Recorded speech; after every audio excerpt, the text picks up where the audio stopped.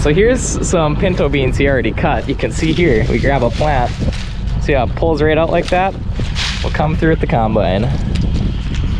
Crack one of these open.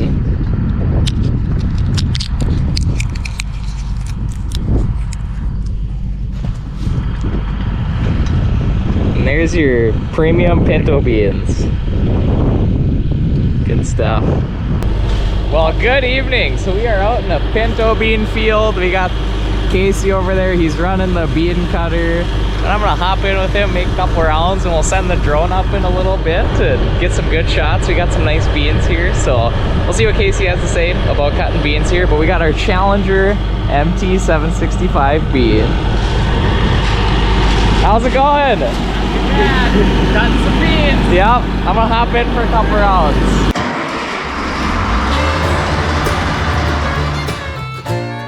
Welcome to the Red River Valley of North Dakota.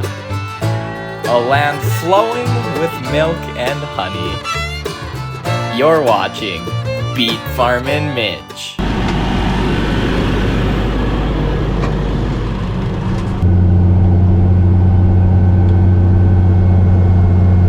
Cutting like a dream. Yeah, it's cutting good here. I can see the soil's a little, got some moisture in it. Does that help it at all, or is that? Yeah, it was a little tacky when I started, but now it's going good. Last year it was so dry when I was cutting, the knives wouldn't go in very good. Okay. It's actually about right. So you can see up here, here's the uncut beans. These are 22 inches apart, and then these come through, kind of sliced 2 rows into 1 row. Then those ones are cut, they're not connected to the ground anymore, and then we'll let those dry out and come combine them. So how fast are you going with this bad boy? Going 8 miles an hour. Cruising. Yeah. We used to go a little faster, but it kind of made the cutter wiggle a little bit, so we slowed it down. Oh, okay. So you got this cutter bar on the front. Is this just kind of so you don't run over? Yeah, some to beans? move the beans out of the way of the tracks. Okay. It's actually cutting them up front, and then it moves them out of the way, and then it does cut them in the back again. Yeah.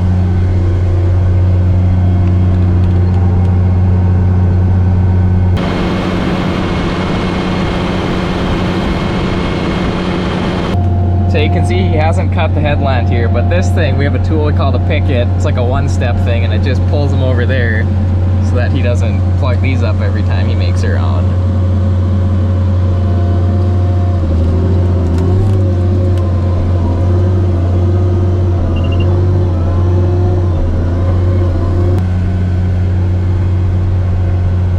So what's the worst breakdown you've ever had in this thing?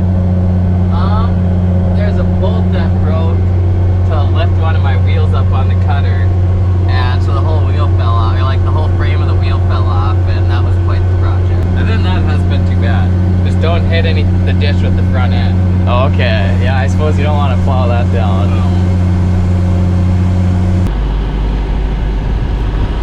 Ah, so you keep the scraper up there. Yeah. So you always have it. I got my pitchfork for when I plug a rope. Yeah.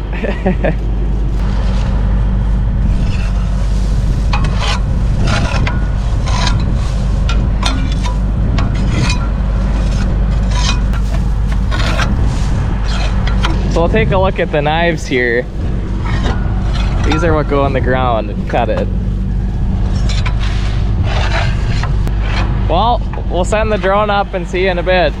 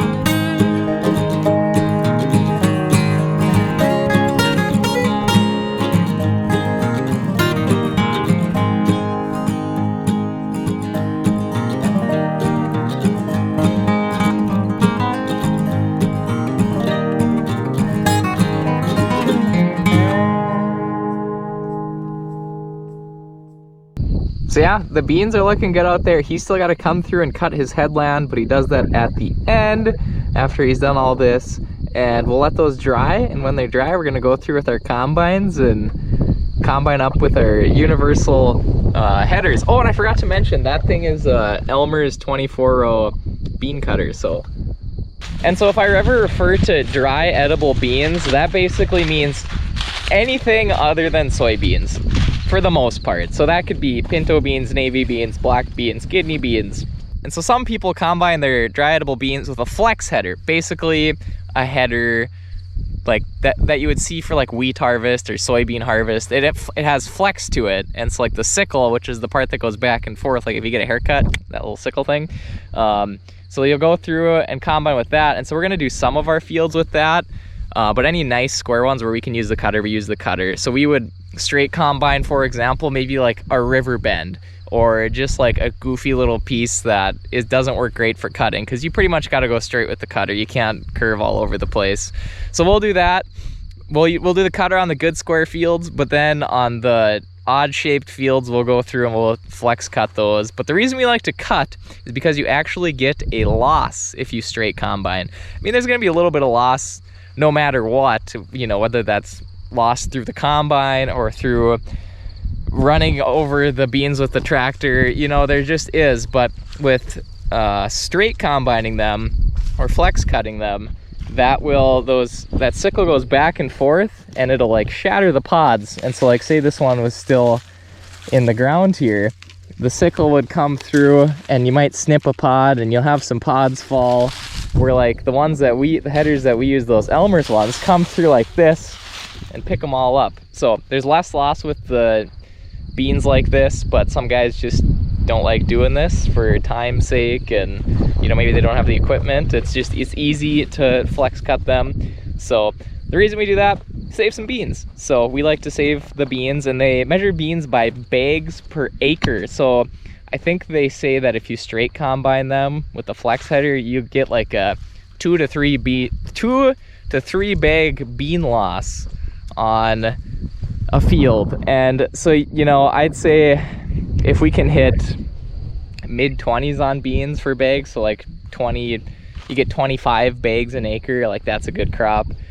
You can hit 30, you can be less than that and get like 2 and 8. It's going to be all over the board this year. So, you know, every bag counts when it comes to things like that. So we like to save the beans, I guess. Yeah, okay, so here we got some standing beans.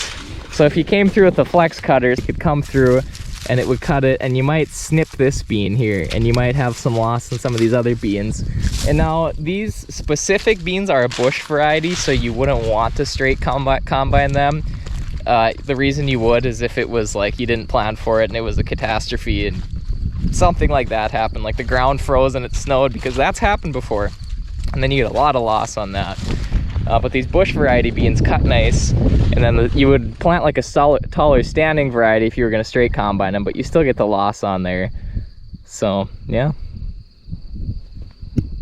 Well, we might as well check out the sugar beets, see how the sugar beet crop is coming along, because harvest isn't that far away. So quick little spark note overview of sugar beet harvest, just the structure of it. So harvest always starts, full harvest, the main campaign always starts October 1st every year, give or take maybe like half a day. But there's a thing called pre-pile, and so pre-pile starts anywhere from mid-August to, well, I guess it depends. It depends on who you are, what your beets are, what group you're in for harvest, and things like that. And so basically, sometimes you start mid-August, sometimes you start early September. We're slated to start September 7th this year, I believe. So we're gonna be starting up pretty soon with pre-pile. And so basically pre-pile will come through, we'll dig our headlands, we'll make a couple openings, and we'll dig just like a set amount of sugar beet tonnage so that the factories, we grow for American Crystal Sugar Company, so that the factories can fire up, start processing sugar, and ship it down to General Mills so you can have your frosted flakes tomorrow morning for breakfast. But so basically pre-pile starts before too long, and we'll get into that more when sugar beet harvest actually starts rolling around. But all right, enough of that. Let's look at the beets here. I kind of tried to pick an average spot in the field. Let's pick an average beet. Okay. I mean, that's a good taproot there. You can see how they got the really long taproot. So in times of drought, which is this year, the sugar beets can really reach down there a long ways for water. See, that's a nice looking beet, and the sugar percentage on this thing is gonna be high. Just because it's been so dry, the sugar beets will actually not have as many tons, meaning they won't bulk up as much, but they'll have more sugar in the actual beet, like condensed in the beet. And so, yeah, so we are waiting on sugar beet harvest. We'll be digging these guys soon. We just got some rain, so hopefully these guys will continue to bulk up and continue to grow and do well to make good old sucrose. And if you're wondering what a sugar beet tastes like, we'll put them back in here. But if you're wondering what a sugar beet tastes like, you ever had pickled beets? Well, it kind of tastes like that, but not really. It's like a pickled beet that is very sugary, very sweet. It's kind of got like that beet earthy flavor. That's what we're going for. And it's kind of very sweet and sugary as well. So about what you'd imagine, I suppose, if you really thought about it. But that's what a sugar beet tastes like. Oh, and if you eat it straight out of the field like that, you get a little soil in there and you really get an earthy flavor then. Well, that was a pretty nifty experience. And not only that, but we got a beautiful sunset to match.